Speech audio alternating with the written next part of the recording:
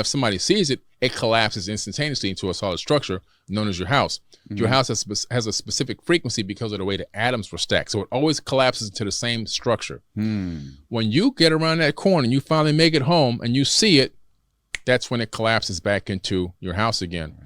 Everything you can't see exists as waves, just like in a video game. The next frame only appears when you need it to. If you go this way, the screen doesn't go anywhere. It's the same screen. The next light matrix moves into your view so you can play the video game. You go back this way, again, it just keeps moving. We're living in that type of a simulation. Where do you think human existence is as far as where do you think technology ends up in the next 100 to 200 years? Like, what do you think?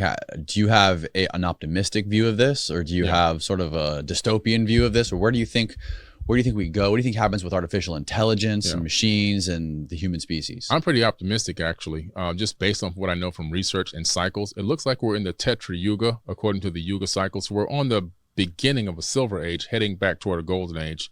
We got a few thousand years to go to get there, but it's going to be a great ride. We're on the side of the circle of the cycle that we're going to see a lot of advancements, lifespans extended, great technologies happening. Right now in private space, they are 300 years ahead of the civilians. 300 years ahead right now. Wow. Right now. You're talking about like private companies like Raytheon and Lockheed and Boeing. And Tesla and all those, well, SpaceX. So how do I know this? I own a company called First Class Space Agency. Look it up. It's a company in Florida. It's almost 10 years old now. It's a tech company, and we don't launch any vehicles, but we are doing R&D, research and development, in different types of propulsion systems, different types of generators, radiation hardened computer circuit chips, and all that kind of cool stuff. Deep space communication devices, these kind of things.